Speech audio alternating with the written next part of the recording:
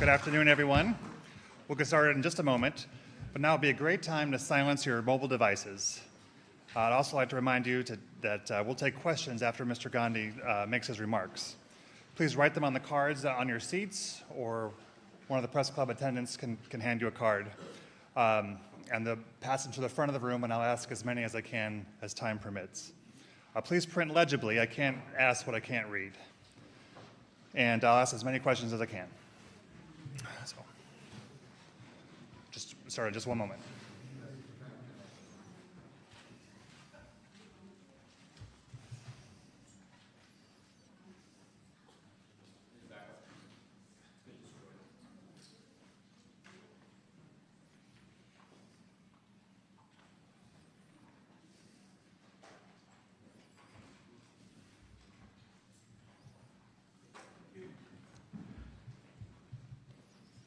Okay.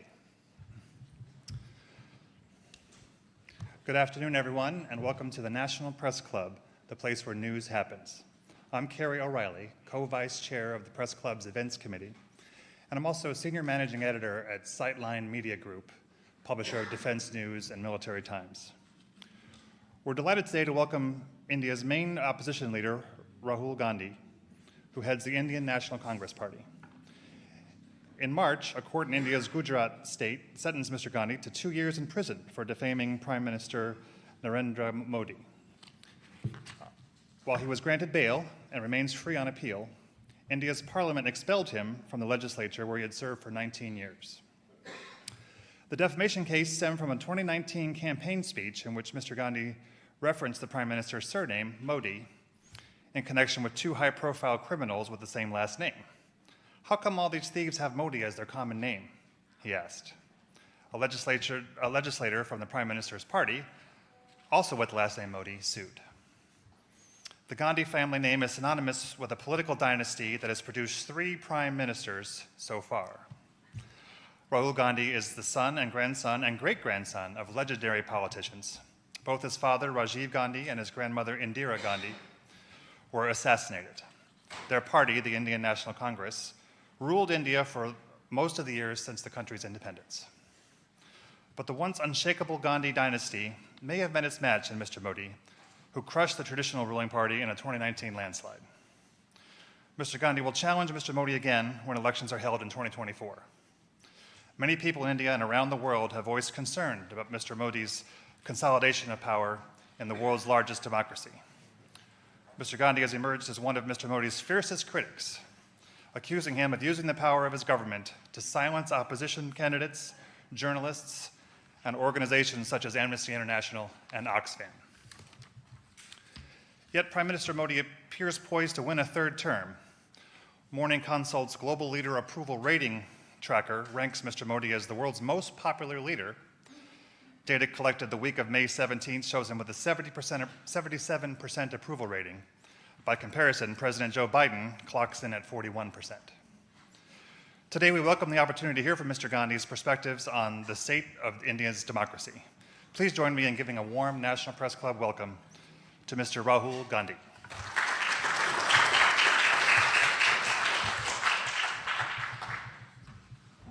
Do you want to make some remarks, or we'll just go right into questions? Yeah, we can.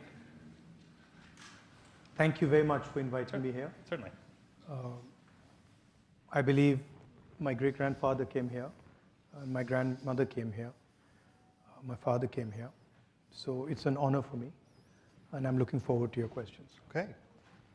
Let me just remind everyone that I'm happy to take your questions, but please write them on the cards provided and hand them before. Shouted questions will not be picked up by our microphones, and if you disturb this proceeding, we will be escorted out. So just want to make that clear. Okay, so since Mr. Modi has come to power, India's economy has improved, according to independent economic assessments. What's your take on the current government's economic policies? Have they improved the country's position? What we see on the ground is massive unemployment and dramatic increase in prices. And this is one of the reasons we won the Karnataka election, was that there was a feeling in India that there is a set of people who have a huge amount of wealth, and then there's a large mass of Indian people who are poor and struggling. Huge income disparities and unemployment. I think it's a 40-year high for unemployment. So to say that the economy is doing well, I don't quite agree with it. And are there particular policies that are cause for concern or that should be changed? I think the central difference between how we see it and how the BJP sees it is we believe in decentralization of power. We believe in supporting the small and medium industries, and we believe that they are the engine of growth in India. And they tend to concentrate power and wealth in few limited people. So that's, I would say, broadly, that's the difference in the economic perspective. Okay. If your party were to return to power, what changes would it seek to implement to ensure the rights of minorities in India? I mean, India has a very robust system already in place.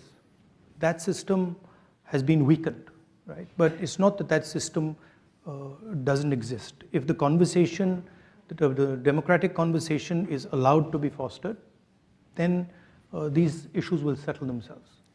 So the rule of law is in place. It just perhaps isn't followed. No, it's not.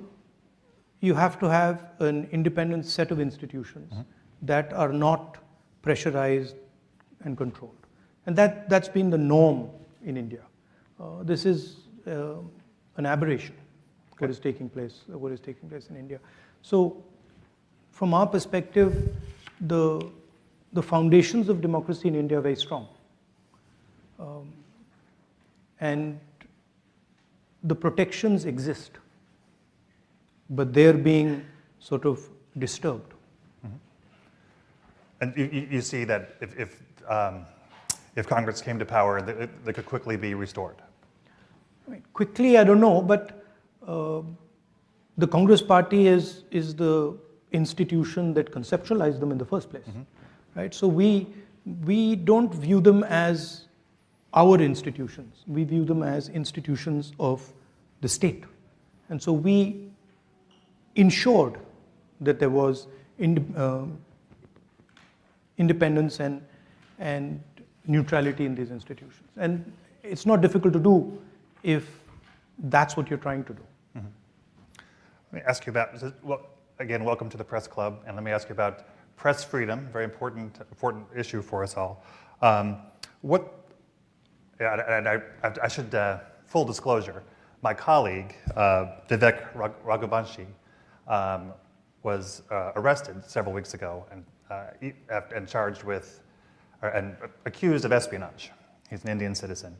And what does that, he's been working for my company for more than 30 years and as a journalist. And I wanted to ask you what that says about the state of press freedom in India when someone can be just accused of, even after, if someone with such a reputation can be accused in such a cavalier manner. No, I think the fact that there is a weakening of press freedoms, this is not hidden. I mean, everybody knows it. It's apparent in India. The rest of the world can see it. And I think press freedom is very, very critical for a democracy. I mean, one should be open to criticism, and one should listen to criticism. I mean, that's the feedback loop that builds democracies. And definitely, there is a weakening of press freedom. I mean, and it's not just press freedom. It's on multiple axes.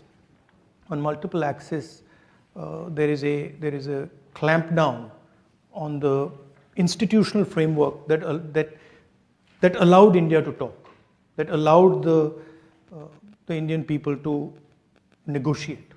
I view India as a negotiation between its people, between different languages, different cultures, different histories. And the architecture that Mahatma Gandhi set up was to allow that negotiation to be carried out fairly and freely. And that structure that allows the negotiation between India's people is coming under pressure. I mean, this is a question you should ask Mr. Modi. So more apt. Okay. I don't know how you'll get there. As soon as we get him here. I don't know how you'll get there, but yeah, I think it would be better question directed at him. Okay. What are your concerns with regard to the use of the citizenship law to expel Muslim Indians who have lived in India for generations? How would you handle things differently? I think all Indian people, right, have a right to expression. All Indian people have a right to religious freedom. All Indian communities should feel free to express themselves. So I don't differentiate between any community, any caste. I think India, as I mentioned just now, is a conversation, and the freer and more open that conversation, the more powerful India becomes. Okay. You have said that Modi's BJP engages in the politics of hatred and violence. Can you explain what you mean by this? I mean, it's explained in the sentence, right? They sort of generate a certain amount of hatred in society. They polarize society, and they're not inclusive. They don't embrace everybody, and they divide society. That's yeah, and that's damaging in my view to India, because India has always had a tradition of conversation, of openness. All our great leaders, spiritual, political, Mahatma Gandhi, Buddha, all of them promoted harmony, promoted peace, promoted conversation. So it's in our culture, it's in our history to sort of bring people together and have these dialogues. So that's, I think it's a difference in ideology between us and the BJP.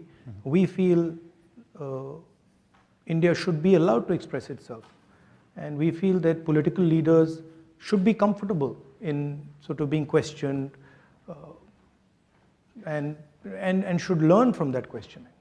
So, I mean, it's just a difference in viewpoint. For such a divisive figure, Modi maintains very high levels, in fact, worldwide high levels of popularity. Why do you think that's the case? Why do so many Indians support the Modi government? I mean, there is a definite capture of the institutions of the country. There's a definite capture of the press in the country. I'm not convinced that I don't believe everything I hear. I walked across India, walked from Kanyakumari to Kashmir, and talked directly to millions of Indian people, and they didn't seem very happy to me.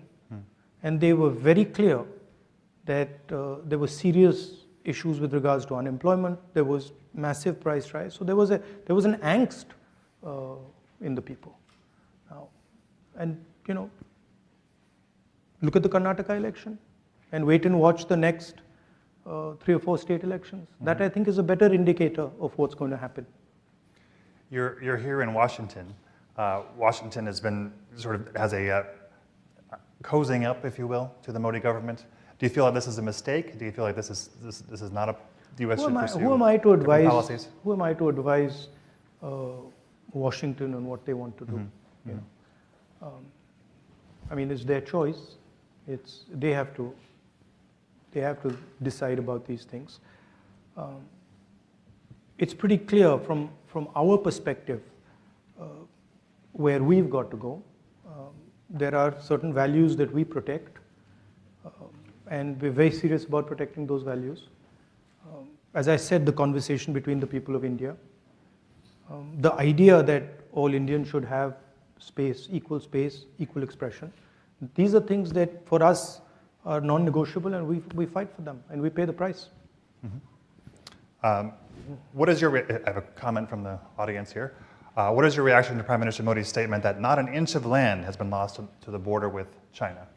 And can you talk about India's relationship with China and how it's changing? I mean, the fact of the matter is China is occupying our territory. It's an accepted fact. I think 1,500 square kilometers, land the size of Delhi is occupied by them. And I think, it's absolutely unacceptable. Prime Minister seems to believe otherwise. I don't know. I mean, maybe he knows something we don't know. I'm going to ask about Kashmir. India is positioning Kashmir as a tourist destination, while certain populations are persecuted. Do you see this as the path to prosperity for that region? No, I think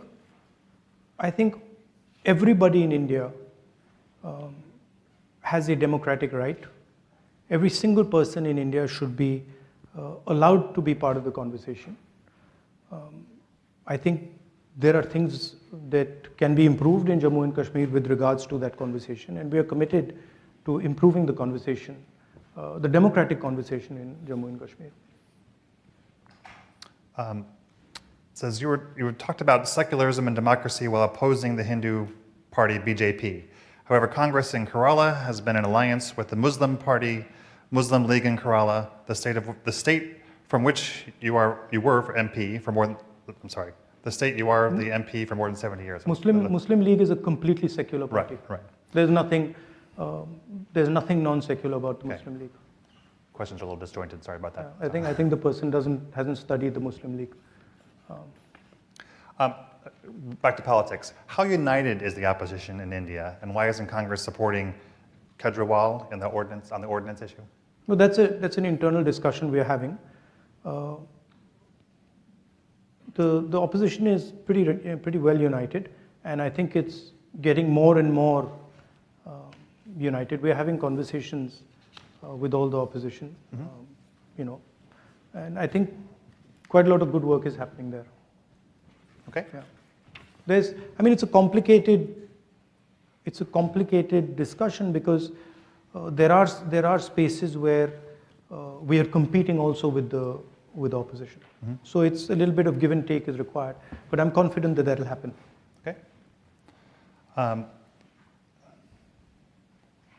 So given the electoral strength of the BJP, would Congress now be willing to consider being part of a coalition government that it does not lead? Well, these are questions that need to be asked to the Congress president because he's the decision maker. I think the Congress party will do very well in the next election. Mm-hmm. I think it'll surprise people because I think there is a hidden undercurrent building, and I think will surprise people. And I'm not entirely convinced about this idea that Mr. Narendra Modi is going to win the 24 elections. I think it's not as simple as people make out. If you just do the math, a united opposition will defeat the BJP on its own, mm-hmm. without any electoral math. What can the international community, what role is there for the international community in to prevent a slide towards authoritarianism? It's our job, right? It's our business, and it's our work to fight the battle for democracy in India. Mm-hmm. And it's something that we understand, we accept, and we do. But the thing to remember is that Indian democracy is a global public good because India is large enough that a collapse in democracy in India will have an impact on the world. So that's for you to think about how much you value Indian democracy. But for us, it's an internal matter, and it's a fight that we are committed to, and we're going to win. President Biden will host Prime Minister Modi for an official state visit later this month. The White House said in a statement the visit will strengthen both countries' shared commitment to a free, open, prosperous, and secure Indo-Pacific, and deepen strategic partnerships in defense, clean energy, and space. What impact do you see the visit having? I mean, let's see what happens. Let's see what happens in the visit. I think let the Prime Minister come here and let the visit take place, and then let's see. I don't want to sort of prejudge this. Yeah, but I do think the relationship between India and the United States is very, very important. I think it's also important that we broad-base the relationship.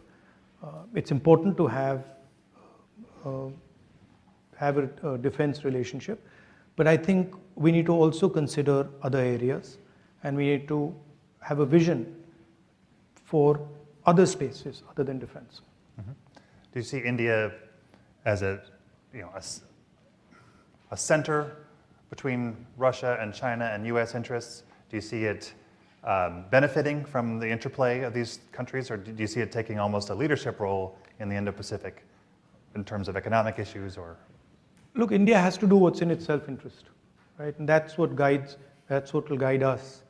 But as a people, we are committed to a democratic vision. So I myself am not entirely convinced about the sort of autocratic vision that is being promoted. And I think that it's very important that democracy is protected on the planet, right? So India has a role there. India, of course, has its view on things, and I think that view should be put on the table. But I don't think one should think about these things as, oh, you the center of things. I think that would be arrogant. We understand the strengths that we bring to the table, right? Democratic values, data. These are some of the things that technology, a highly educated, technically educated population, these are our strengths, right? And I think we have to chart our course based on these strengths. This is a question from the audience. India started as a secular state, but is currently leaning toward a Hindu state. Is that a threat to democracy? Is India losing its original ideology from your perspective? I think there's a fight on in India. There are two visions of India. There is the vision that the BJP has. It's a centralizing vision. It's a polarizing vision. And then there's another vision, equally strong. In fact, if you ask me,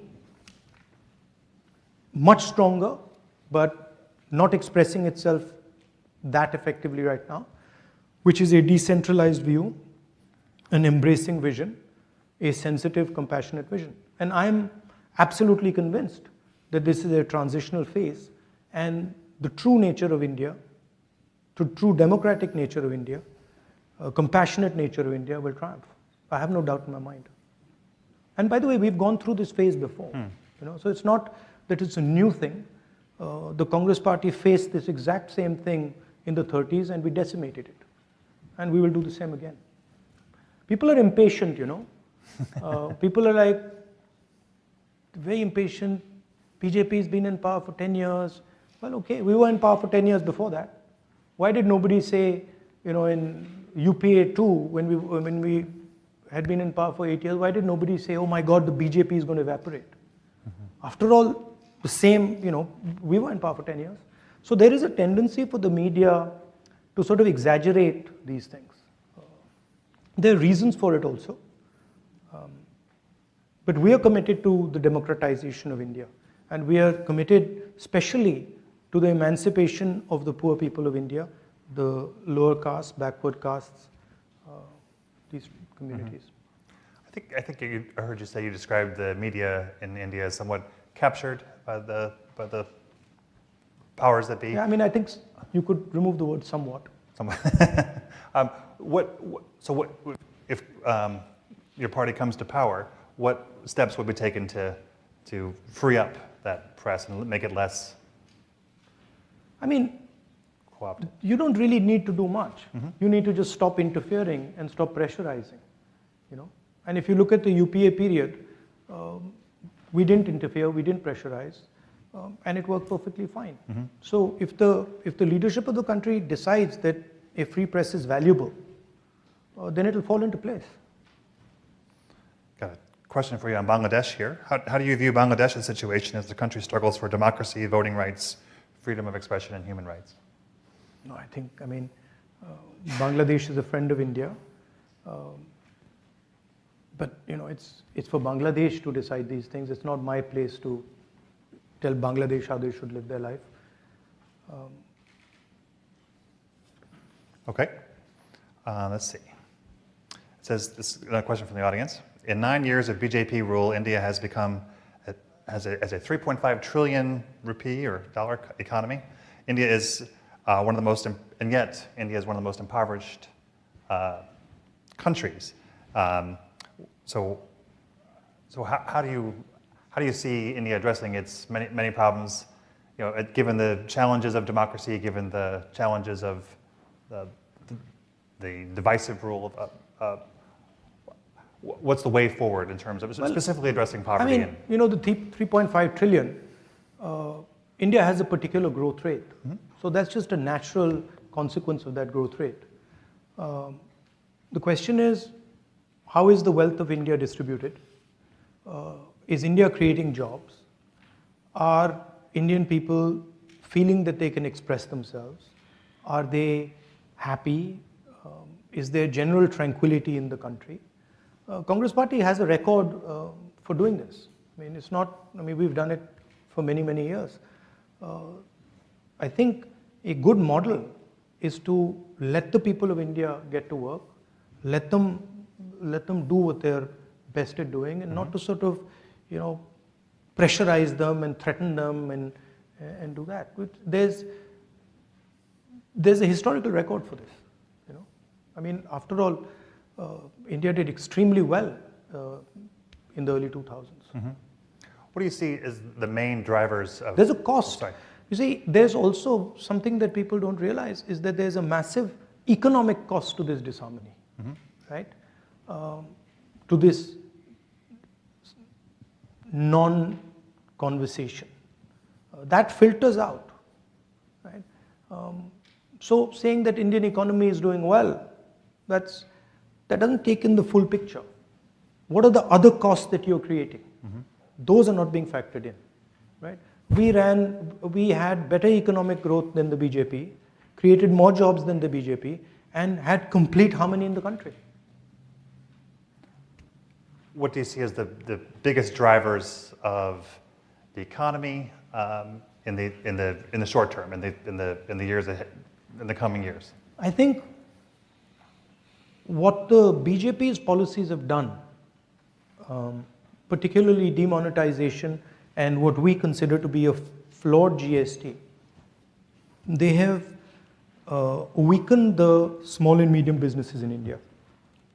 And we believe that the small and medium businesses are actually the backbone of economic activity in India. If you want to create jobs, if you want to have a 21st century economy, you have to empower these people and turn them from being small and medium businesses to large businesses.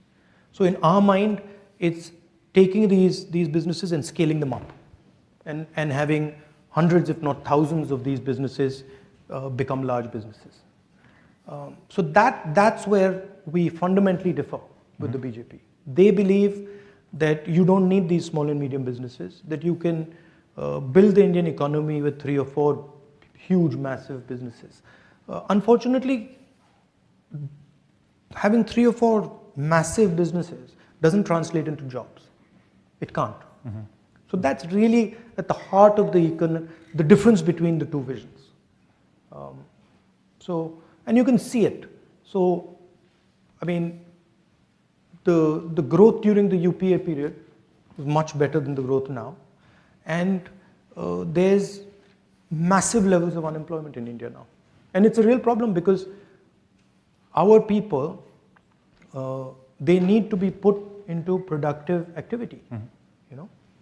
It's a huge waste of the most valuable resource on the planet. Can India go it alone to build those medium and small businesses, or do they need No, I think more open to outside investment? No, I think the United States, I think that's when I was talking about broad basing the relationship. I was talking about that the United States and India have synergies that if they come together can be very powerful. What we are facing is a particular vision of the world, Chinese vision of the world, that offers productivity, prosperity, but under a non-democratic framework, right? That's not acceptable to us because we simply cannot thrive under a non-democratic structure. So we have to think about production and prosperity in a democratic framework. And I think that's where the bridge between India and the United States can play a very important role for us, for you, and I think also for the planet, to show the rest of the world that production, manufacturing in a democratic environment is possible and can actually be competitive with the Chinese model. And also while keeping the environment in mind, is the environment a major concern of yours going into the next election? Yes, as I said, you can't ignore costs and pretend they don't exist, right?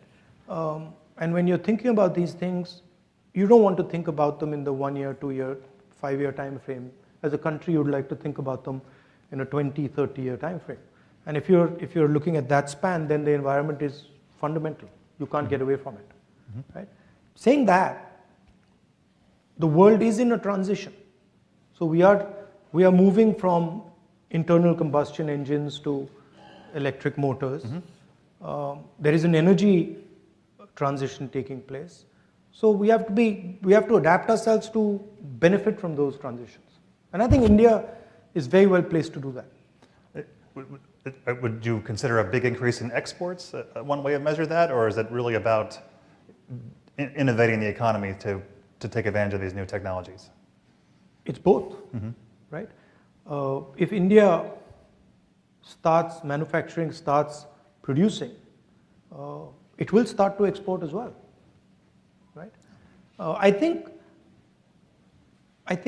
there is a opportunity for India to successfully compete with the Chinese on manufacturing. We might not end up doing it the way they do it. So we might not end up having huge factories. We might end up having smaller factories with high technology embedded in them. So the system will probably look different, but the end result would be similar, that we would compete with China and you would see made in China and you would see made in India. Can you do it without more Chinese investment? Is there enough money coming in from elsewhere? Yeah, no, that's where the India-US relationship should be looking. I mean, that to me is what the conversation should be about. How do we build this alternative production system, alternative manufacturing system? And I think there's a lot of interesting things there because of our size, because of data, because of our technological capabilities, your technological capabilities. So I think the strengthening of the bridge between the United States and India and the widening it, taking it from a 2-lane highway to a 10, 15, 20-lane highway is how I think about it. Does the U.S. Tendency to flirt with the debt ceiling and so on give you pause as far as partnering with America in the long term? These things, there are always stumbling blocks. There are always relationships like that between the United States and India. They will move very fast, then they'll slow down. They'll move very fast. But as long as the progression is in the right direction and you're focusing on the right things, I think you'll end up resolving the problems. A couple more questions from the audience here. If you believe the BJP pushes hard propaganda, how do you tackle the government messaging heading into 2024? Well, we had been struggling with this for some time, and we came across this very simple idea, which was to walk from Kanyakumari to Kashmir, and it was shocking at how effective that idea was. I was just frankly blown away, because when we went directly to the people, no amount of force worked. I mean, the BJP was trying everything they could to not allow the yatra to be successful. It didn't work. Mm-hmm. So it was very interesting. I think all this propaganda doesn't work if you go close to the people. If you're far from the people, it's very easy. But once you start going close to the people and you start having conversations, you start walking on the streets, you start physically meeting people, it doesn't work. It's quite a revelation to me. And I think it sort of made me understand what Mahatma Gandhi was doing with, the Champaran movement or the Dandi March. I think, as I was saying in Stanford yesterday, in the West and in India, there is a distance between the people and the political class. And I think that's where the propaganda comes into play. If you bridge that gap, it's very difficult. But can you get your message out with the media? We got the message out with the yatra in an explosive way. I mean, fantastic. So the people of India are hearing your message? Loud and clear. Yes. And I mean, it's obvious. It's obvious to every single person in India that the yatra, the message of the yatra, India needs to stand united, India needs to work together, resonated with BJP people. Some days back I was somewhere and I had one of the spokesmen of the BJP who just bumped into me, and she said that this was a very powerful thing that you did. All right. Why should religious minorities see your party as an alternative to the BJP's politics? Because it's not just religious minorities, it's everybody. Because we give space to all ideas in India, all communities, all religions. Our party is, and the design of our party and our original designer, Mahatma Gandhi, designed the party to be based on truth and non-violence, compassion, affection. So it's a completely different philosophical architecture than the BJP. Yeah. It's a different vision of India. It views India as a conversation. It views India as multiple ideas. It's a bit like, the melting pot idea in the United States, where everybody comes together and you have a conversation, and then you negotiate. So everybody is comfortable in it. Several related questions. Here's one. India has been a country of particular concern in the International Religious Freedom Report for several years, and it talks about the policies against Muslims and so on. What would your party do in power to heal or to bring the Muslims and other religious minorities together into the coalition, into the group? You just have to look at our record, right? Our record speaks for itself. We don't even have to say what we're going to do. Just look at what we've done, right? We're the ones, not we, but the Congress Party is the institution that united India in the first place. That fought the British, defeated the British, and built the entire architecture for this conversation. So it's in our DNA. We are committed to this. And as I said, the framework for this is present in India. It's not that it's absent. It's not that it needs to be constructed. It needs to be nurtured and protected, which we know how to do. This is another question from the audience. So is the way you were disqualified from Parliament and what is happening in Pakistan, do you see any similarities here, and what does that say about politics in the region? I don't know. I mean, look, as you said, I asked a rhetorical question. I asked the question, why, well, you described it. Right. I'm fighting a court case, so I have to be careful. But I asked a rhetorical question. And I'm the first person in India to be given the highest punishment for a defamation case. It's the first case, I'm the first person in Indian history since 1947, right? Nobody has been given the maximum sentence on defamation, and that too on the first offense, right? So that should explain what's going on to you. And my disqualification happens quite interestingly after I make a speech about Mr. Adani and Parliament. So you can do the math. Let's see. But you know, my disqualification is not really, it's okay, it's not the most important thing. The most important thing is the thousands and thousands of other voices, civil society, government, bureaucracy, who are being frightened into submission. That's much more important to me than my disqualification. My disqualification in many ways is an advantage for me. How so? Because it opens up completely new spaces for me. You know, it allows me to completely redefine myself. And I think they've given me a gift, frankly. They don't think they realize it, but they have. Politics is not linear. You know, it's like, it can suddenly go off into another direction. It's asymmetric. So I think they've given me a gift. It's not apparent right now, but I think they have. Several.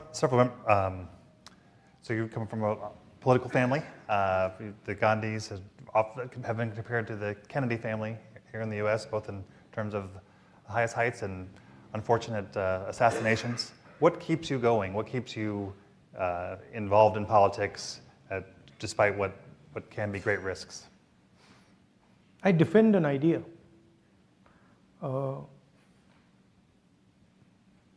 I love the people of my country. In particular, the people who are struggling. I have a bias towards them. And I completely empathize with their struggle. It disturbs me when I see the pain in India. And I have no choice, because that creates a response, emotional response in me that I can't fight. So it's just natural. And also, I've grown up with a sort of narrative about my country, Gandhian narrative of what the country is, what it should look like, what is important. So that's what drives me. I'm not concerned really about, you know, threats of violence and assassination and stuff. I mean, everybody's got to die, you know. So, I mean, that's what I learned from my grandmother and my father. So, you don't back down because of something like that. Here's a question that just in. India's relationship with Russia has been controversial since the war in Ukraine began. How would Congress administration handle this relationship or the situation in Ukraine differently? I don't know if you like my answer, but I think similar to how the BJP would or did. We would be responding in a similar way to BJP. Yeah. Okay. Because we have sort of a relationship with the Russians that, you know, can't be denied. It is there. So I think our policy would broadly be similar. From your perspective, has the relationship with Russia changed since the war in Ukraine began?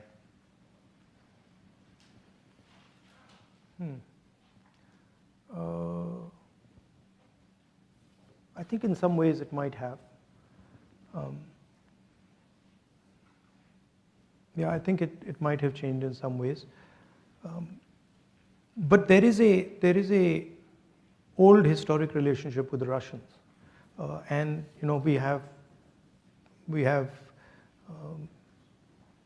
we buy weapons from them. So there are also those type of reasons for this. Mm-hmm.